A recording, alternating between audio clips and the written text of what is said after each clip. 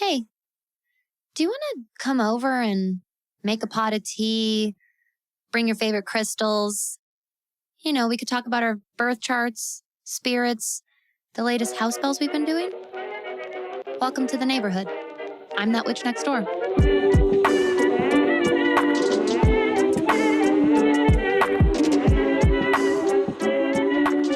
Hey neighbor, welcome back for part 2 of 3 in our Pluto Through the Generations mini-series. This was, I hope you can already tell from part 1 how much fun and how cool it was to explore Pluto through the generations throughout this little chunk of history that Jenny and I are examining with one another. I hope that you enjoy. Please don't hesitate to write down any questions or thoughts that come to you that you'd like to share with us. I think that is just another fun way to keep really awesome conversations like this going. And we will be back tomorrow with the final part in the installment, part 3. How do we transition now, Jenny, into Pluto and Gemini? Now we're at the we're heading into the turn of the century now. Yeah, 1884 to 1914. So we have another 30-year Pluto cycle. And again, perfect transition of this. Look how Gemini and it's so Gemini. It's so long, but it's also precise in so many ways. Mercury was here. There was some Mercury was here. The telephone becomes mainstream. The radio is invented. The phonograph is commercialized, bringing music into people's home for the first time. This is the era of mass communication and mass media, bringing nationally syndicated magazines, enabling the distribution of standardized information and entertainment, which is just revolutionizing astrology. Huge. That is so Gemini. Isn't that so? Of all things that we could equate to the invention of the internet, this is like that to me. That is so this explosion of expanding access of resources to people, regardless of location. Yeah, and this is where we really get beyond you only knowing what's going on in your hometown. Mm-hmm. And it's an expansion of what your neighbors are doing or what's happening in your country. Obviously, there's still a delay in how you get information, but the expansion of this information is becoming very widespread. And Gemini is all about spreading information and spreading messages and getting things across the borders and poking into new ways of thinking and believing. And so on point is the Oxford University publishes the New English Dictionary starting at A.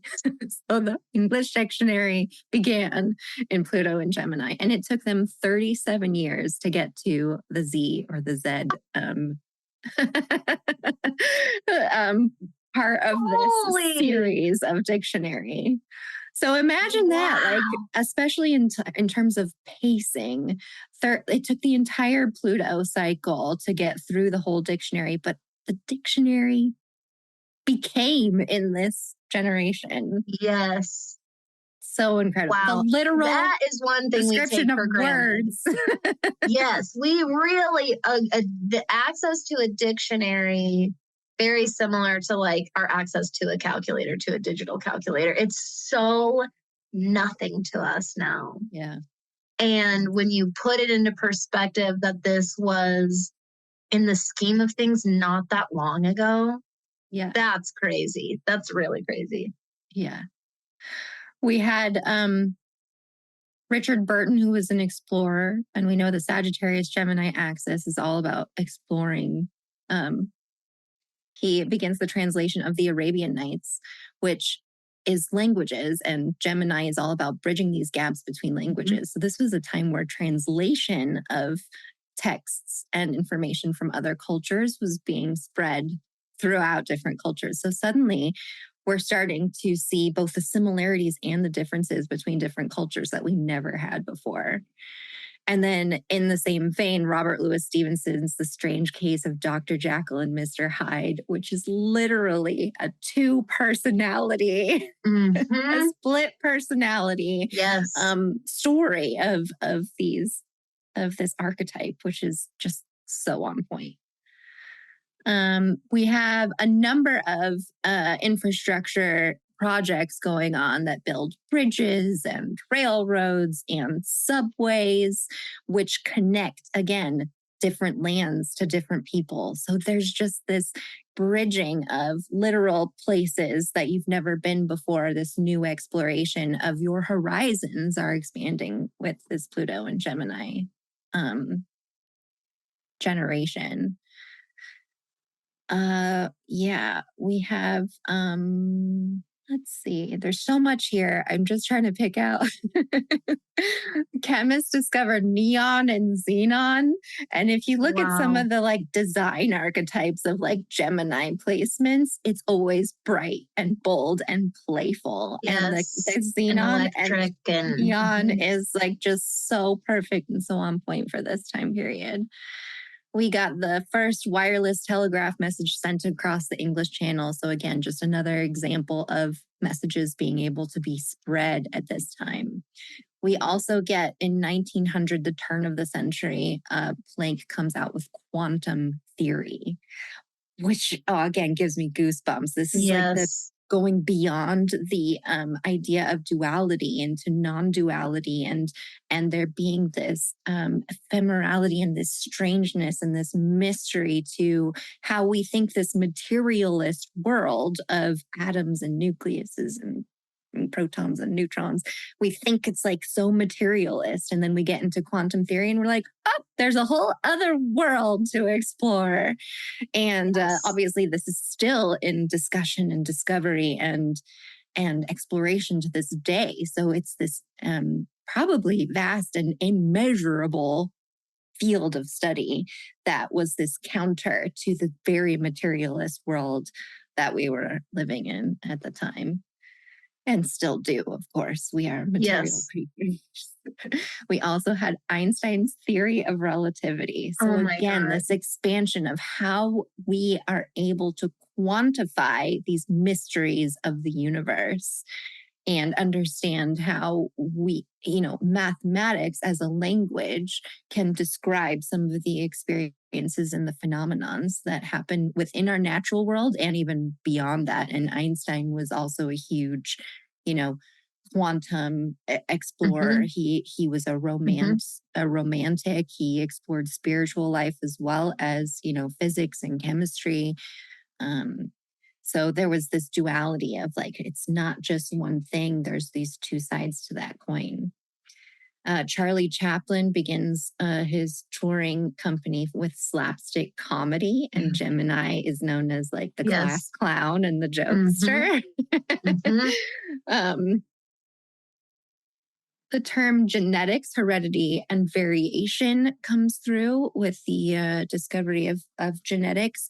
And this is like that lineage aspect of our ancestry and moving into those third and fourth house topics of how we're connected to pieces of the past and how we map this in a concrete way to show that there are connections beyond the limitations that we currently understand, which is just incredible.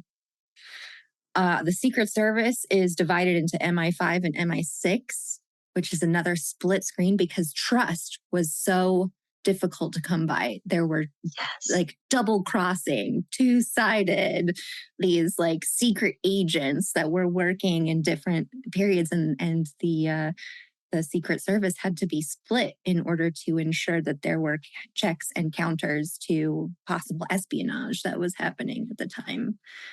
We had a big succession of royalty in England.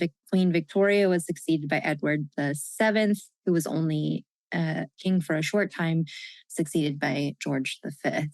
So it was this big time of changing the royal landscape here in England. Then we had Winston Churchill's famous radio speeches, which is, again, this method used that's very Gemini to send intellectual and information and inspirational information across lands in order to provide a message.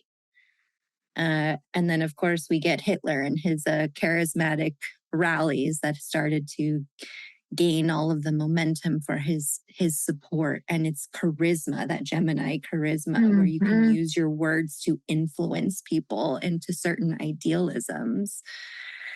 And we got the Titanic launch and sinking, which is this other, just like this mode of this really grandiose venture that was supposed to take people, across the ocean, and it just it ended up being this horrific disaster. Yes. We had the modern periodic table of elements was also so Gemini. Yes. And then we're in this threshold between Gemini and Cancer where we have, World War I beginning in 1914. This whole time, I just kept thinking about how Earth is this macrocosm example of what our brain does, forming those new neural pathways, and how we were doing that on Earth, forming all these different types of connections through transportation, through communication, knowledge and learning, the sharing and learning of knowledge, because it's both. There's that Gemini duality again. And you can really see this big cerebral up level here among humans, and so many examples of how we use that brain power for good or for evil. So many. In the earliest signs of the zodiac, we are figuring out our moral compass.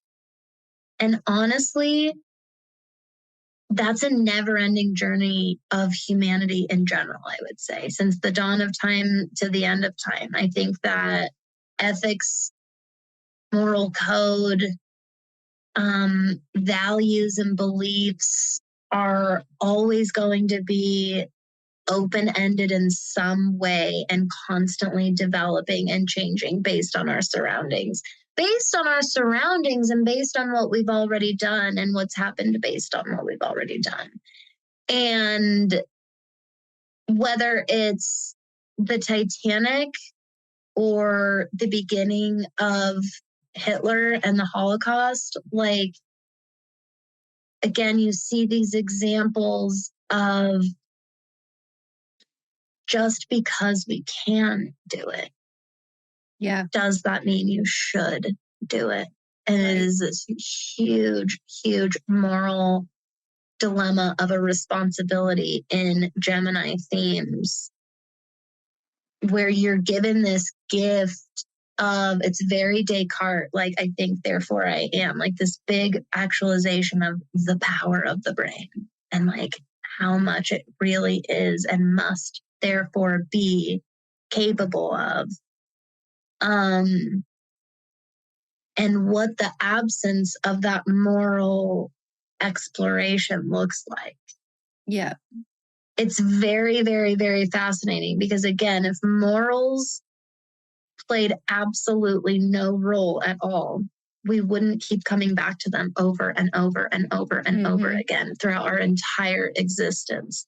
There's evidence of moral exploration among the people of the Paleolithic era who we don't have written language of, and in the sense that we have written language now, but there's evidence that there was moral and ethical exploration and what was the right thing versus the wrong thing, which means that that question, that debate is it's as old as humans itself.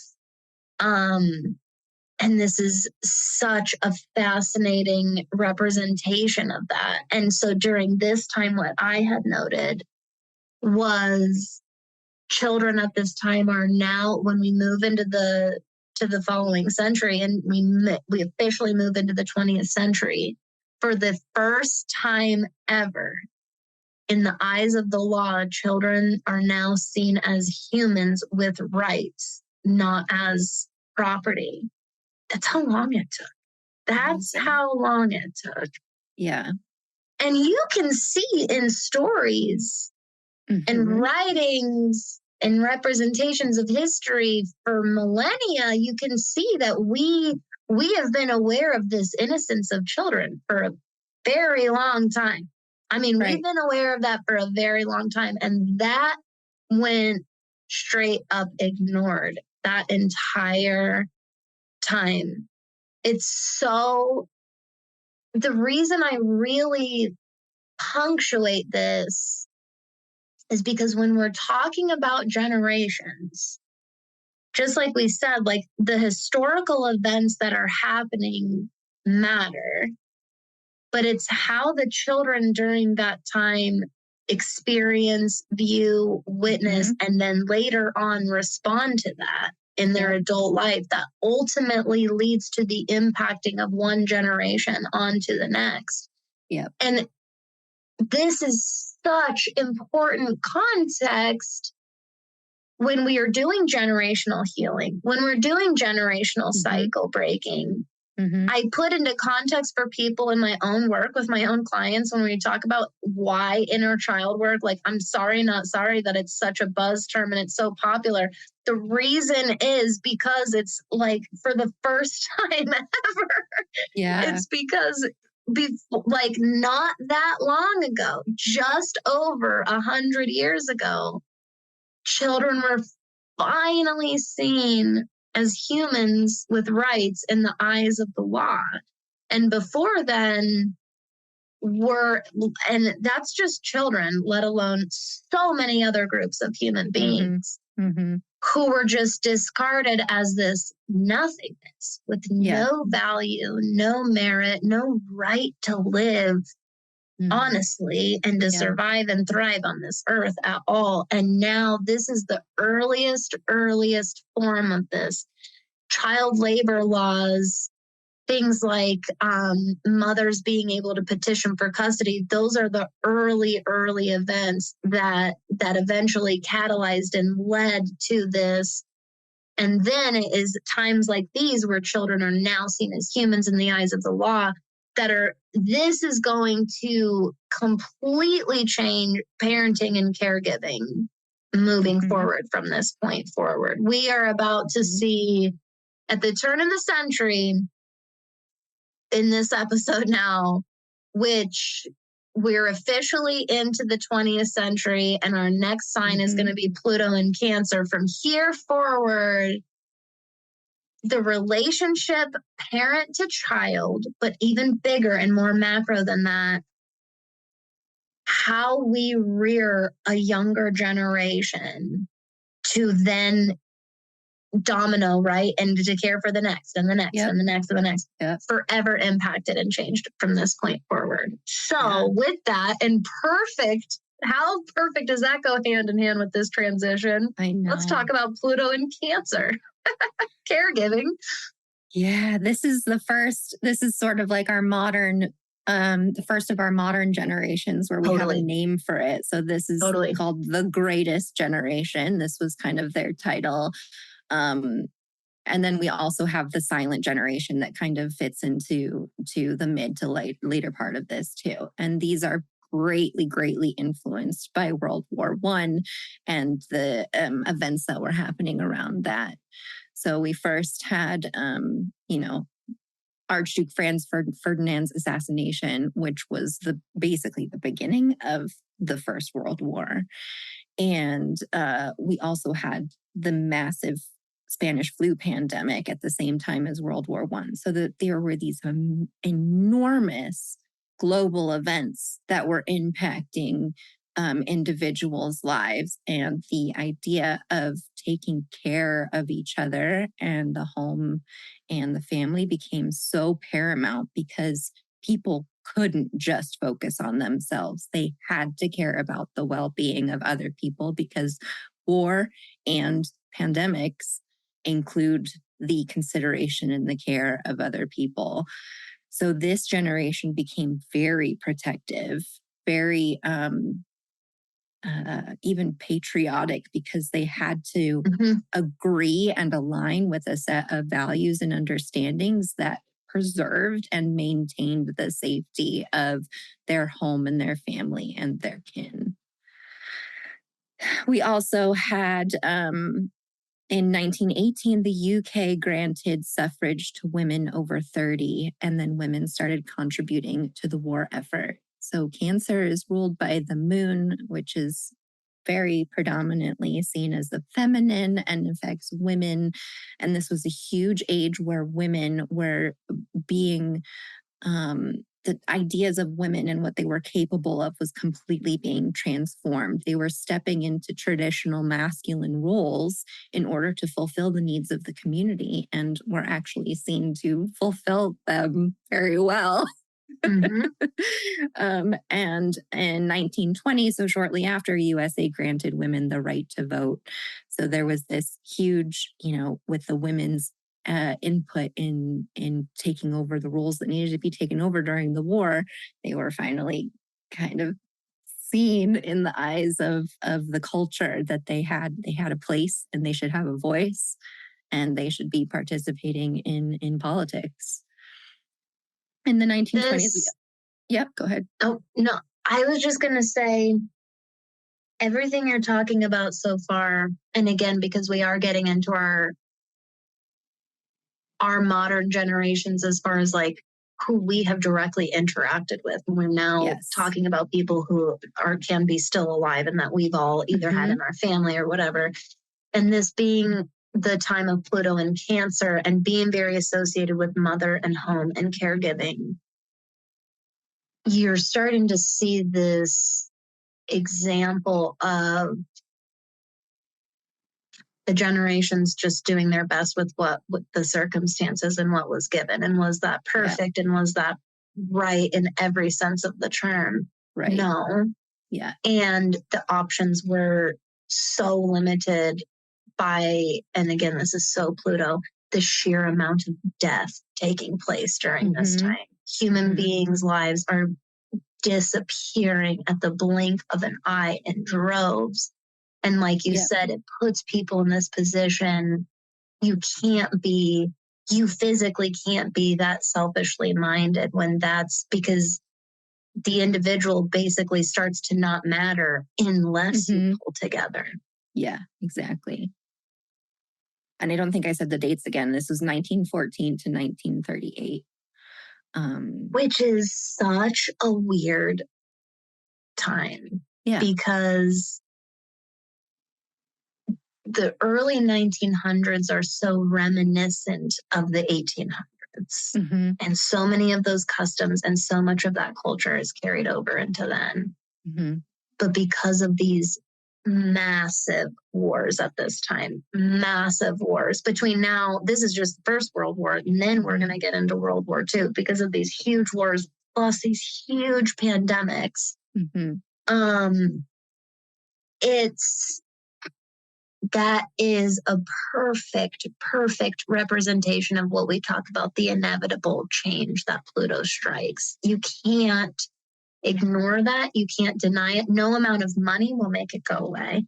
No amount of resource, you know what I mean? Like they were the things that were transpiring, and by that point it was beyond anyone's control. And the only thing that was left available was how you were going to respond to it. There was no taking it back, no preventing it by that point. You were only in recon mode at that point and how to respond to the situation at hand. And, you can have the opinions you have about like the label, like the greatest generation. But I think that with historical context, in a lot of ways, this comes from the mind-boggling amount of change that took place during this one singular fucking generation, which is huge. Yes. Think about the children at this time. Again, when you think about who was born with Pluto and Cancer during this time and what they're witnessing their parents, their communities go through. Wow, can you imagine the psychological effects that, of course, has to have on a human being later on in life? Mm-hmm. And this note here you have, this is so fascinating, about our 1920s culture of speakeasies, bootlegging, totally lavish parties. We definitely have that water sign escapism here in alcohol, big time. Yeah. Big time. And in sex as well during this time. Yep. There was a sexual liberation. Yes, sexual liberation was humongous during this time. And actually, like, the kink and fetish community was also exploding underground big time during this generation as well. And again, looking at dress, when you start looking at the flappers, they're like the first generation in the Western world where, like, showing skin and cutting their hair and kind of changing and evolving what it is to be a woman. Yes, exactly. In so many ways, as a response to everything else going on around you, how much does it matter that I'm quote unquote ladylike with this going on in the world? Right. Yeah. And it gets you to once again, totally reevaluate all of your moral standing and ethical code and go, are these belief systems and customs that we have even to benefit us, or are we just following them because we've been following them for a very, very long time? And we have such a radical change in moral and ethical code and living during this time. It's talk about a wishy-washy time for moral and ethics. This one, lines are blurred big time. This is also when Black Dahlia murder happened. And this is a really, really fascinating time in history where we are blurry. Lines are blurry. We don't have a lot of black and white, hard and fast rules. And that makes sense because Cancer brings the emotion, which can fuzzy things up. Yeah. And also with Cancer kind of ruling ancestry and the family lineage and things like that, when you think about the greatest generation and the silent generation, these are people that are finally kind of living old enough for us to talk about the respect we have for our elders and for the sacrifice specifically that this generation made in order to preserve the way of life that we had experienced afterwards. Totally. The phrase that we all use so endearingly, so-and-so walked, so so-and-so could run. This is a perfect example of that, of the sacrifices being made so that future generations could hit the ground running or have a head start in some senses. During this time, families are still huge. And at the beginning of the 20th century, in one of the articles on the Bureau of Labor Statistics had listed that at the beginning of the 20th century, in the early 1900s, more than half of the nation's 100 million residents lived in rural areas, which is totally upside down from where we are today. And now it's way more common to live in an urban or at least semi-urban or suburban area, and definitely fewer residences in rural areas. But that is the landscape during this time in America. And it was very common to stay living at home until you were married. So you had these long overlapping family generations in the home. Speaking of how we respond to and care for and think of our elders, we were still living in the home for a very long time with our elders. We would get married and finally make a home of our own. but then it was very common to take in your elders with you when they could no longer care for themselves, had become widowed or sick or disabled. Like there were various reasons, but it was very common to overlap like that and keep these multi-generational homes.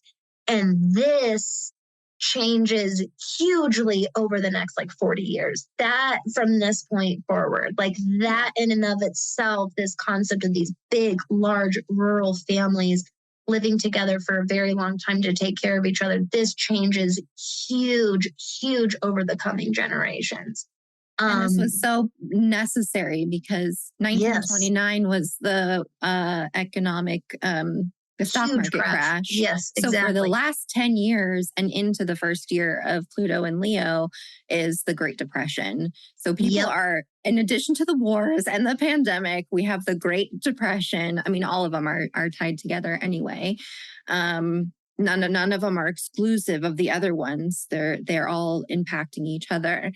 This is when people have to rely on each other just to make it through. This is the point where rugged individualism is no longer going to cut it. Like you have to band together as a home, as a family, as a group, as a country, as a collective but not a collective in the same way Aquarius and Pisces are like everybody.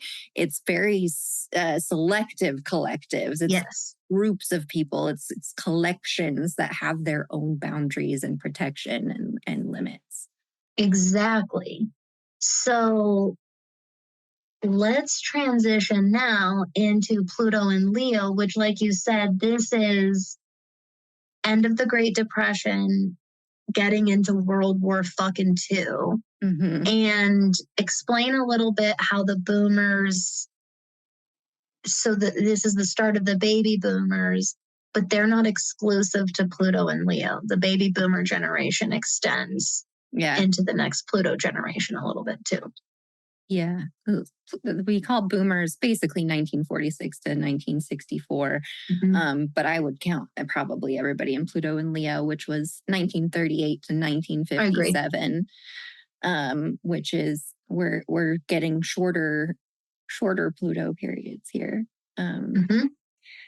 As the ecliptic closes. And so Pluto and Leo, if you think about Leo, being, charismatic, being in the spotlight, being center stage. We had the rise of Hitler, which was a mass influence of charisma. And I had said before that the rallies were in Pluto and Gemini, but that was when Hitler was born. Hitler was born in Pluto and Gemini. So his influence came from being able to, communicate and hold people's attention with his words. And then we also had 1945, the Hiroshima and Nagasaki atomic bombs, the beginning of the nuclear age, which completely changed the world. This was where we realized that the entire planet of humanity could be eliminated with a single weapon. And it completely changed the mindset of people and our understanding of responsibility to the collective and the hubris of possibility of an ego getting so out of control that it could literally wipe out all of humanity.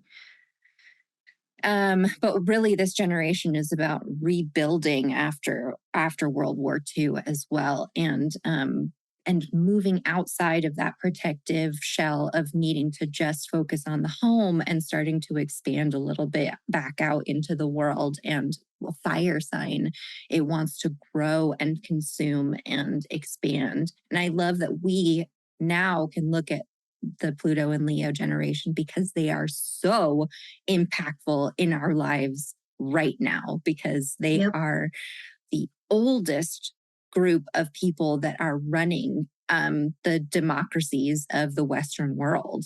And they are still in power much longer than other generations have worked in before. So the descriptors of Pluto and Leo people are people with intense will, confidence, power, pride, creativity, and dramatic ability. And this stems from having to have focused so much on those Pluto and Cancer values of, we'll do it for the home, do it for the homestead. Don't show off, don't be loud. You've got to take care of your family. And this is again the fire sign igniting, well, where's my individuality in this, and where do I get to shine? Yeah.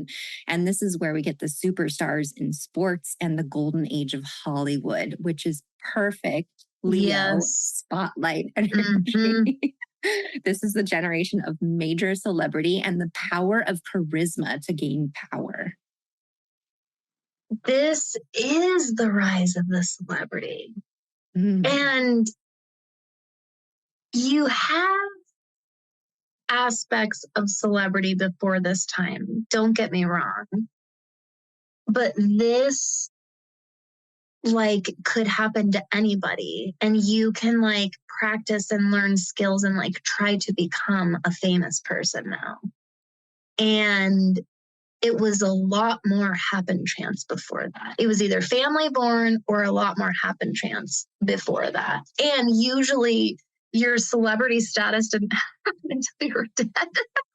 Until you were dead or dying. And so many times throughout human history before this, so much celebrity status didn't even happen until that person is long gone and we are reflecting on what we've lost, kind of a thing. And now this changes everything.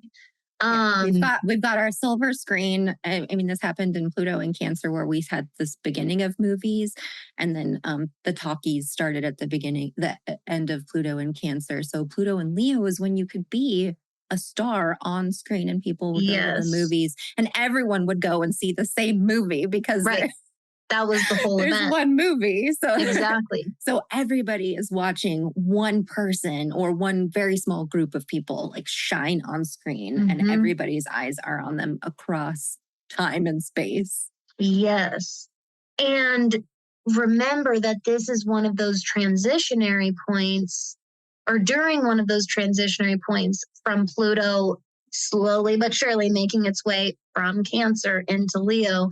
We mm-hmm. see some of the biggest movies that paved their way, for Hollywood, Wizard of Oz, Snow White and the Seven Dwarfs, mm-hmm. That were made with family values in mind, because mm-hmm. again, the majority of households at this time are family households, because that's how most households survives, is being multi-member, each member having some sort of contribution. Single head households are so rare during this time, and they exist, but it is so not the common thing during this time. And so the types of movies being made had to be crowd pleasers. So Leo had to be crowd pleasers and take everything into consideration, but also with that Cancer influence of family values. This is still a family-based society in so many ways. This is the first generation that had Walt Disney influence, because Snow White was 1937. So again, right at that cusp. So this whole influence of Disney movies and princesses and fairy mm-hmm. tales. Cartoons itself. Cartoons. Yep. Walt Disney revolutionized cartoons. And before mm-hmm. that, he kind of kept getting kicked to the curb because he kept coming back to cartoons.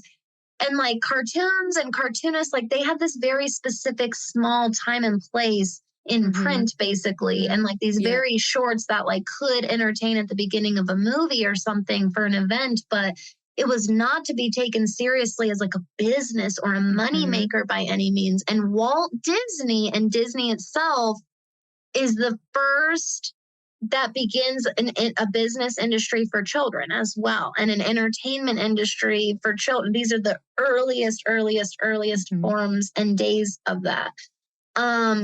And Leo also represents, as an archetype, creativity and children and the kind of youthful play.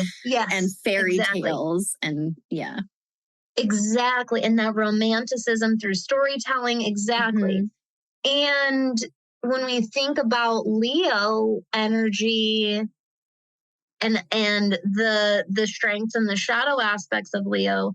Let's look at what we know now about the making of movies like The Wizard of Oz. And we know that these actors and Golden Hollywood, here's another big full circle moment, by the way, because Leo is opposite Aquarius. So right now, this generation we're talking about is this halfway point in this whole series Jenny and I are talking about, where we started all the way back one full revolution and go back into Pluto and Aquarius. We're at a halfway point here.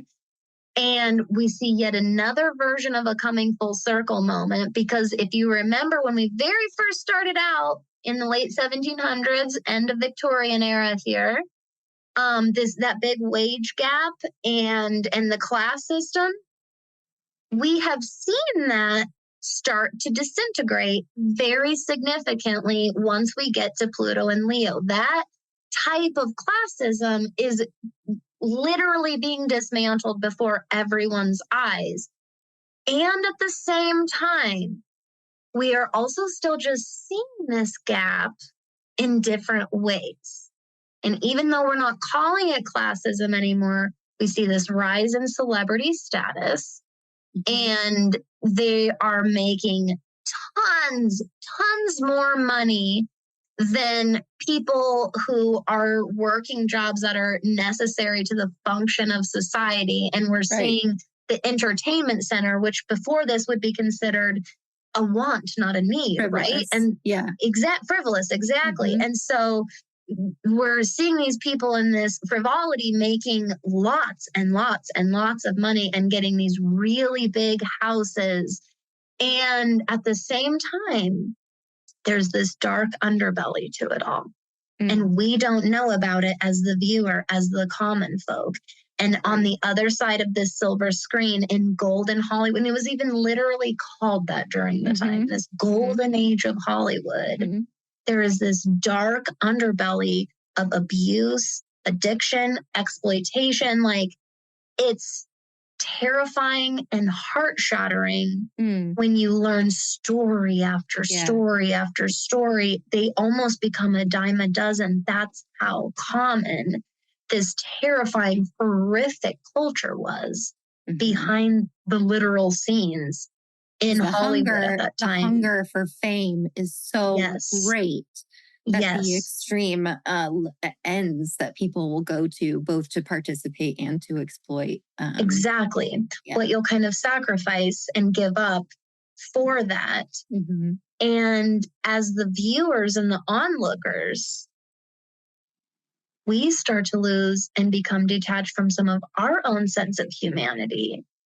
And we can be like, well, maybe they have to deal with that, but they get paid a lot to compensate for that. And we start to see this moral justification that we do, knowing, again, in the face of this information, there's a moral dilemma, this question of what is right versus what is wrong.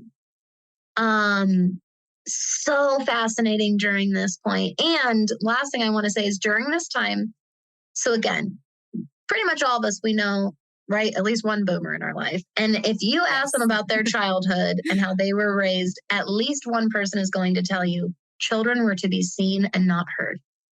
I remember being told this so many times growing up, that that's how it was for my parents. And that you would, for example, you would go visit a great aunt.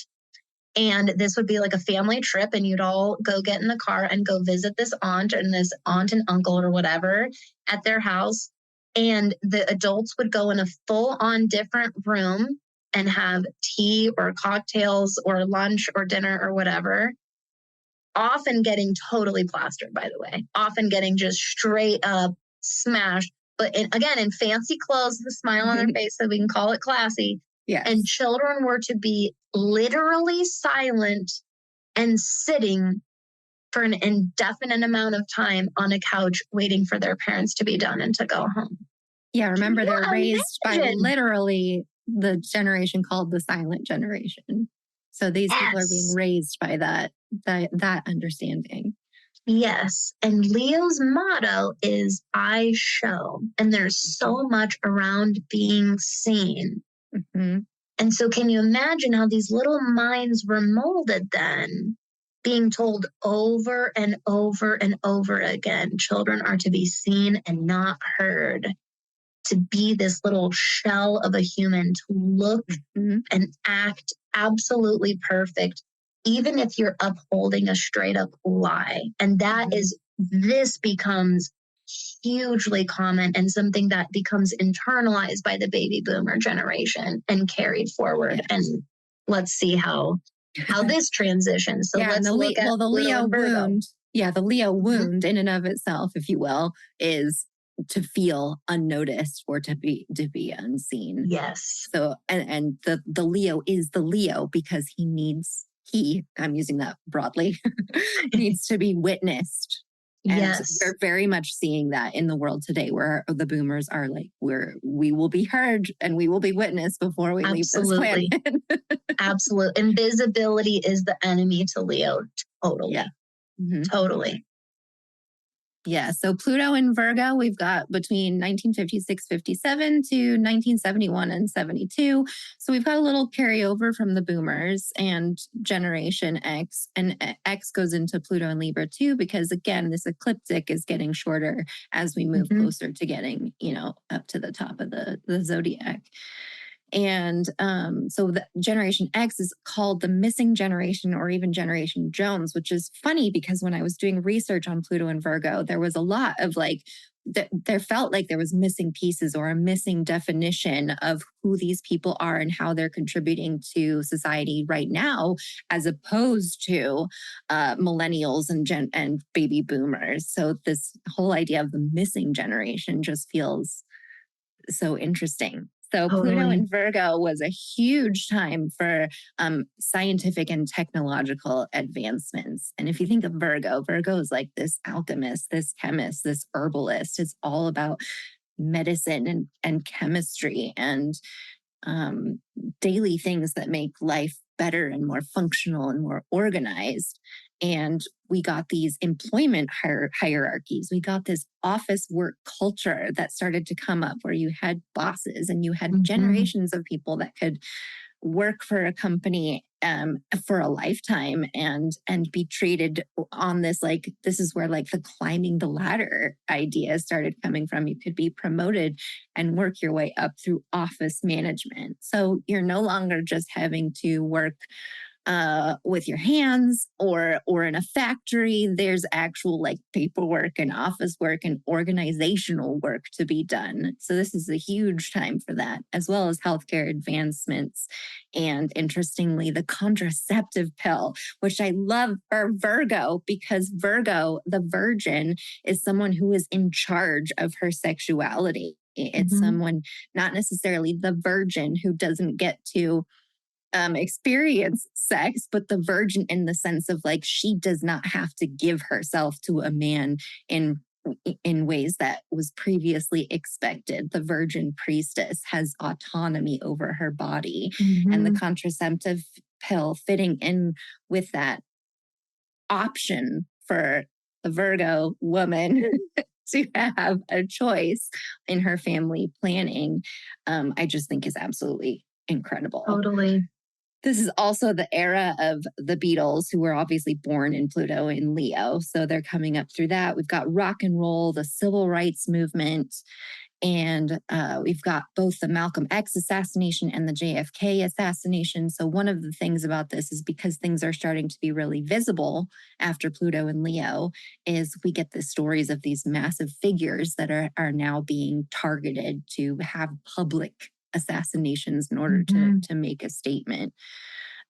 This was also an interesting time for the rebirth of mediumship and New Age movement. And a lot of this had to do with chemists actually measuring to see if there was ectoplasm left over from these mediumship things. So this is the Virgo scientist trying to quantify these sort of spiritual aspects, opposite of Pisces, in a way that makes sense in a chemistry point of view.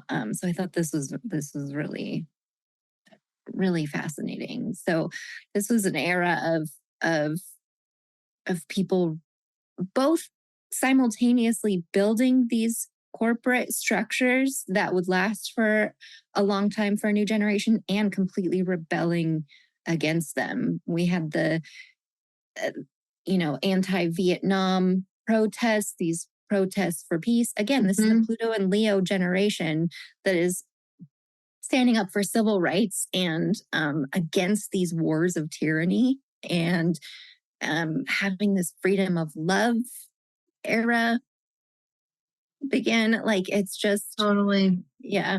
A big follow-up from the Pluto and Leo. That generation is still making a huge impact for the Pluto and Virgo generation. Absolutely. And this is, when I think of Virgo, the alchemist, I think of boundaries, boundary examination, analyzing, testing, pressing a little bit, and then therefore like the restructuring of, and that's where I associate and attribute so much of that Virgo, the Virgin, is that autonomy over personal boundaries and what I get to decide that is comfortable or purposeful for myself.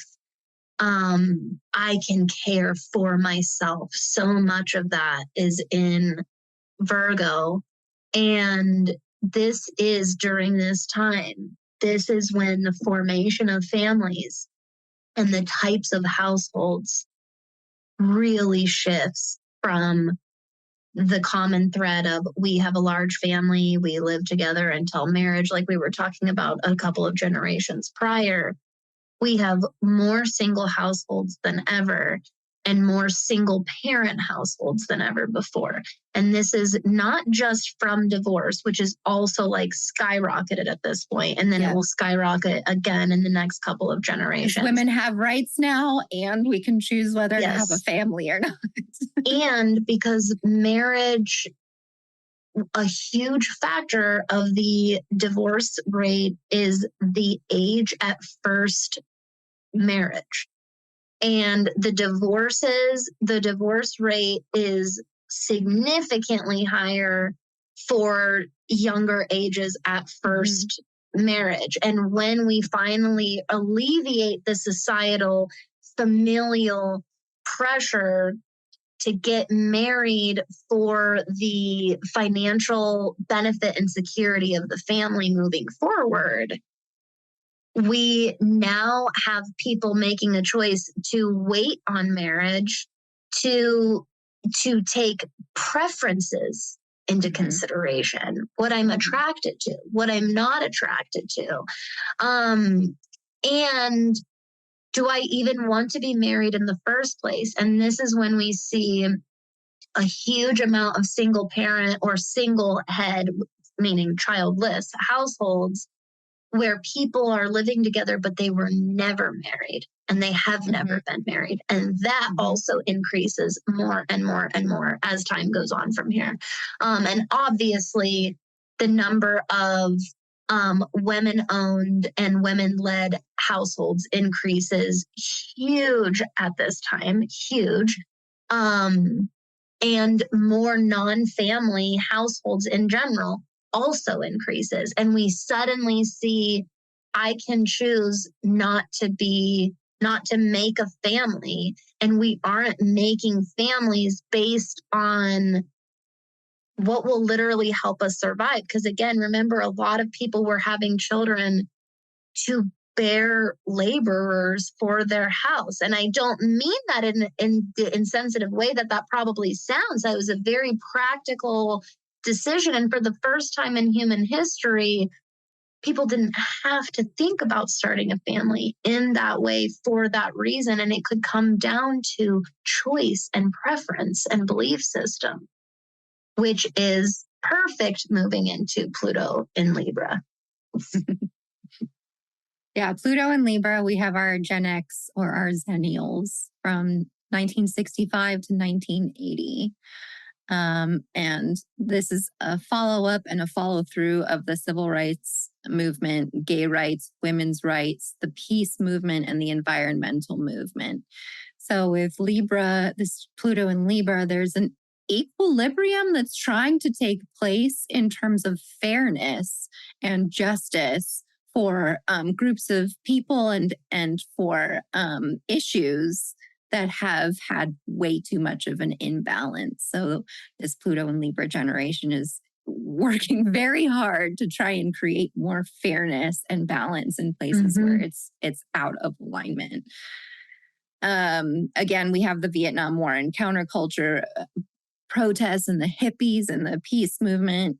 Again, these are Pluto and Leo and Pluto and Virgo, people growing up into their 20s and 30s and 40s and participating in these hippie culture movements and exploring drug culture, make love, not war, sexual liberation, with the invention of the contraceptive pill. And obviously the breaking out of some of the confinements of maybe the Virgo structures of expecting to get an office job and make a certain amount of money. There was a bit of a rebellion in the Pluto Libra to balance that out, to experience harmony and love and beauty and music and all these Venusian Libra things. We got more world philosophies from the East being brought to the West, like Buddhism and Hinduism and astrology. Astrology was having a resurrection in the West during this time, bringing in these counterbalances to are starting to get to a very rigid Western culture, and it's bringing in the balance. Libra, Pisces, Gemini, these dual signs are always double-bodied signs are always here to bring in another perspective or another side of the coin in order to bring a better perspective to our world. This is the era of the full rock and roll, Rolling Stones, Bob Dylan. We got Broadway musicals, personal freedom against the machine and the man, witnessing that these Pluto and Cancer structures that were meant to keep us safe are now confining us too much. And there's a rebellion against the power misuses that have transferred from the elite, the royals, and the aristocracy into these modern day moguls and people that are abusing their power in a industry structure. And this was definitely the 1980s, especially the beginning of the 1980s, end of 1970s. This is the age of consumerism. I mean, even before that, where you had the housewife advertisements for all kinds of like home gadgets and and improvements to make life easier and technology. Like consumerism was the thing. You were making money to buy things, like you said. Computing systems are being developed at this time, with Libra being very important in terms of communication and sharing information. And then in 1972, we had the Watergate scandal. Pluto and Libra, it's bringing these scandals to light, which bring justice into looking into these power structures and breaking them down. And we had the assassination of Martin Luther King in 1968, which was a man who was speaking power to freedom and power to liberation of people's rights and beliefs and autonomy. And on a cultural level, we had Star Wars beginning 1977 to 1983. This is the fight against the overarching power that was trying to take over the universe, and these rebels that rose up to take down the power. Yeah. And it wasn't the literal first, but it was one of the first in like cult films and like cult film culture in general. It's so fascinating that Libra, the diplomat, who's ruled by Venus, brings us this time of this hippie peace movement, this seeking out of spirituality and connection beyond what is just here, but also specifically utilizing that to bring more justice. And then I love that Libran theme that music had during this time of this using music and the arts for a political movement, for a political motion, to take a stand against the man, for the common man, kind of a thing. That's such a Libra wielding its superpower move, big time during this time. And we really see that influence moving into the Pluto and Scorpio generation. We really see this bringing of utilizing the arts into justice. And a lot of that start to strike some change in the Pluto and Scorpio generation. So talk to us about the Millennials, Jenny.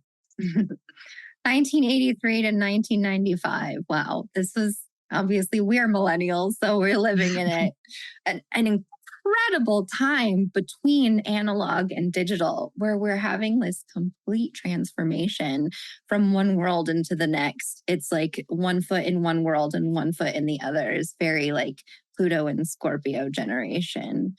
And because it's a water sign, it's very intuitive, but also suspicious. And there's this theme of covert operations, a revealing of affairs and political secrets. Investigations are a huge theme. We have this uprising of like detective shows and Murder, She Wrote, and like really trying to uncover the dark and dirty secrets of horrific events that are coming up. It's a huge theme for the Pluto and Scorpio generation.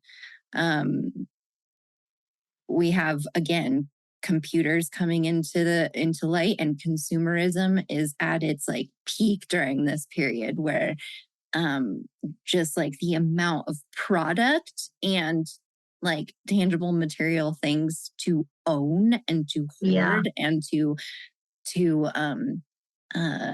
be possessive of.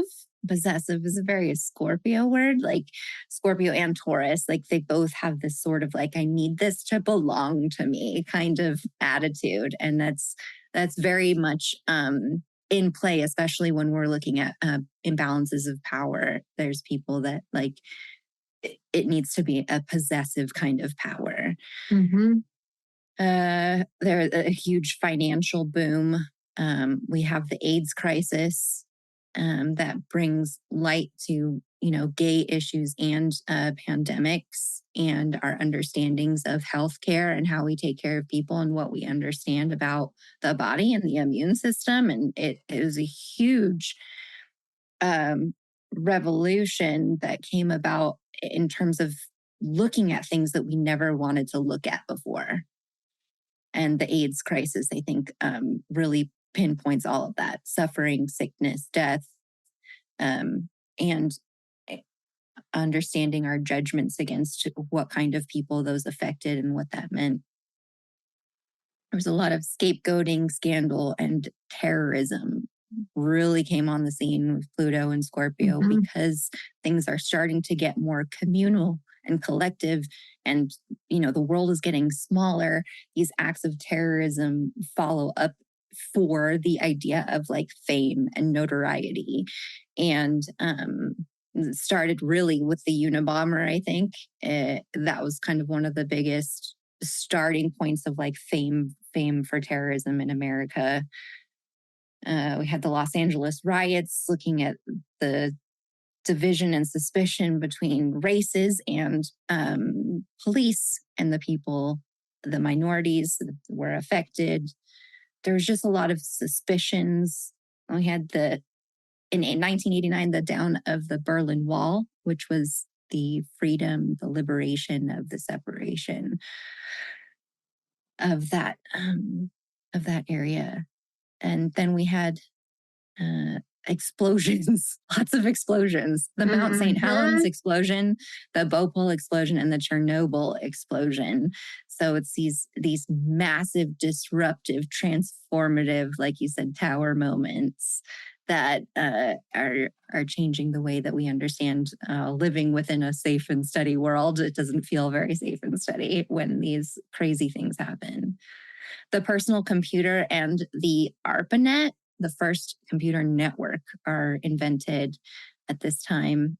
And the Human Genome Project is founded in 1990, looking at studying the genetics in people, and also genetic engineering then follows on after that. There's themes of fame by sex or violence, both during this time and for people born in Pluto and Scorpio. And then we get the punk rock and grunge rock age, and the digital age is beginning. So all I could think about, well, not all I could think about, again, 1,000 connections coming through. One of the biggest coming through is going back a couple beats. Pluto and Leo generation, the start of our baby boomers. Children are to be seen and not heard while they're kids. And before them too, don't get me wrong, children, same thing. When that generation gets older and starts rearing children, both with Pluto and Leo and Pluto and Virgo placements, when they become adults and they become parents, this is the beginning. I will say that boomers as parents are the beginning of gifting childhood back to children and giving this gift of childhood. Yep. And in a direct response to the childhood that was robbed, that they were robbed of. And we see the most stories of getting to go out and play till it was dark outside, and these giant neighborhood games of kickball and baseball and riding your bikes all around town gallivanting. Like, you can tell that these are parents who were not set up terribly successfully to parent, obviously, with the way that they were parented in the first place. And at the same time, we see a change in how our love for our children is expressed in parenting at that time. And we start to prioritize the childhood and protecting the childhood and protecting the innocence of children. Again, for basically some of the very first throughout human history at all. So that by the time we get to Gen X, Xennials, and Millennials, we are already becoming a little taking that for granted, taking that gift for granted, and only knowing the experience of having a childhood. That's that's not negating anyone's childhood trauma. I'm saying on this collective level, there becomes a societal expectation for a childhood in the first place, where one kind of didn't really exist before.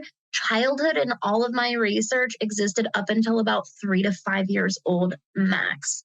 And you are already being given adult responsibilities and roles as early as ages 3 to 5 years old. And so this is the first time that we're seeing childhood stretched out to being seen as the childhood years up until teenagehood.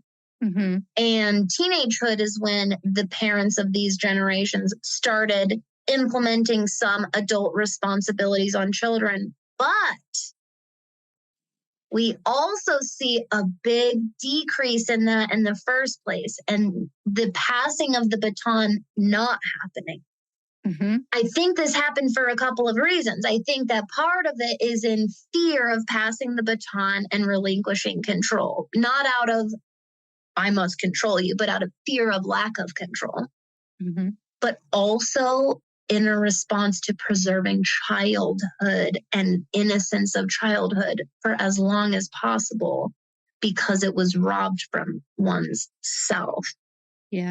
Big time, because now in the 80s and 90s, in the Gen X, Zillennial, and Millennial generations, we see full-blown child culture. We have childcare industry. We have a huge professional industry for child products, whether it's for play or for Mhm. education or for safety and protection or nutrition. Like this is why one of the biggest reasons I wanted to do this episode was to show how brand new in the scheme of human history that really is, and how easy it is to say, and I'm very guilty of this, how easy it is to say how much those who came before us fucked things up for us right now, or did us dirty or harmed us. Right.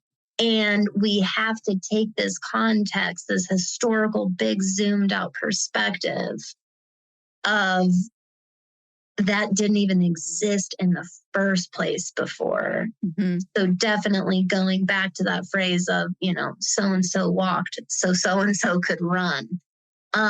Because having a traumatic childhood is a very new concept in the spectrum of human history. And before that, we would just say you had a hard life, because honestly, childhood didn't even exist before that. There was no space for it at all. Yeah, and there is this period for Pluto and Libra children where they're called latchkey or turnkey kids. Yes. Which was very much like both parents are out of the home now, making an income now that women are more entering the workforce, and a lot of young kids are left to kind of like tend to themselves, whereas before there was always like sort of a mother at home or someone else.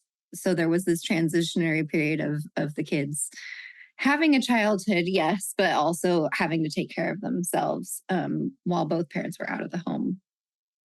Yes, you see that damaged childhood of the child born in Pluto and Leo getting older and not having the tools and resources to be everything that maybe they wanted to be as a parent, but maybe still had the beginnings of it that enacted, at the very least, the change that was greatly needed. And because that version of that baton was passed, and we'll see this in a little bit, this is where we see the rise of conscious and gentle parenting for the first time in history ever.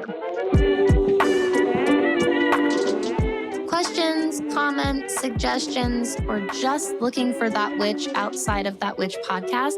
Make sure you're following me on social media over on Instagram, TikTok, Pinterest, and Twitter. You can find links to all of those in the show notes below. And make sure you're subscribed to my email newsletter by going to thatwitchnextdoor.com and submitting your email on the homepage.